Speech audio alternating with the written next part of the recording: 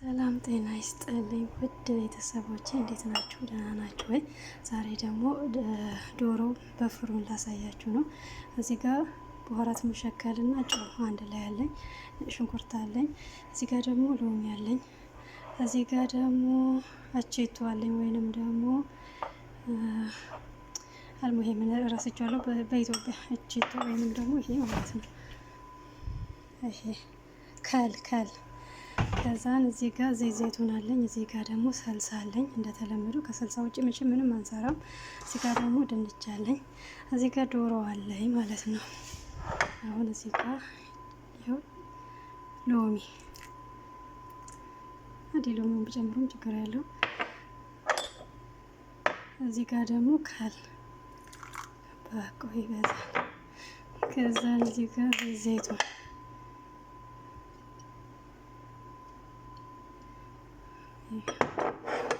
ይሄ ማለት ነው ዘይቱን። ከዛን እዚህ ጋር ሰልሳ በቃ ሌላ ምንም ነገር አልጨምርም ማለት ነው። ከዛም ቆይ ላደበላልቅና አላሳያችኋለሁ። ያው እዚህ ጋር ዶሮ አለኝ ማለት ነው። ዶሮውን ጥብ አድርጌዋለሁ። አሁን ይሄንን ያዋሃድኩትን እንደዚህ ያደርግና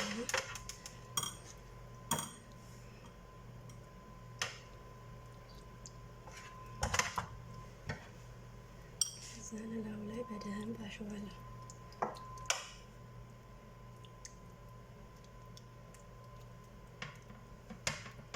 ታያችኋል ብዬ ተስፋ አደርጋለሁ።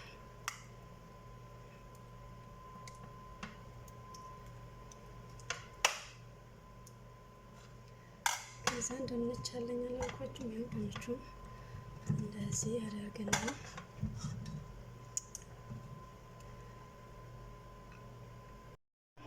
አያችሁት እንዴት እንደሚያምር።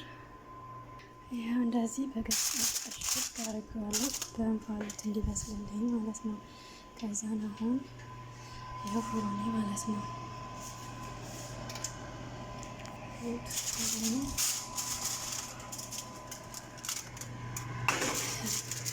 እንዳልኳችሁ ለአንድ ሰዓት ተኩል እዚህ ውስጥ አስቀምጠዋለሁ።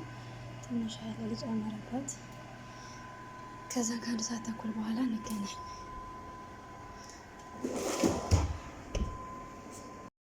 ይኸውላችሁ እንግዲህ ከ30 ደቂቃ በኋላ እንደዚህ በስሎ ይኸው አጥንት ሁሉ ወጥቷል እና ይሄን ይመስላል።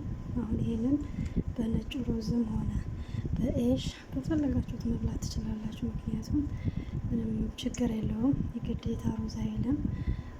ባለው ነገር በኤሽም በሩዝም እኔ ለነገሩ አሁን ሩዝ እሰራለሁ። እናንተ ደግሞ የፈለጋችሁትን በኤሽም ሆነ በምንም መብላት ትችላላችሁ። ላይክ ሼር ማድረግ ላትንሱ ያኳል። ሼር ላይክ አድርጉ። አይከፈልበትም። ምስኪኔም ልደግላችሁ እና ከጭቅጭቅ ልገላግላችሁ እና ይሄን ይመስላል እላችኋለሁ። መልካሙን ሁሉ ተመኘውላችሁ ባይ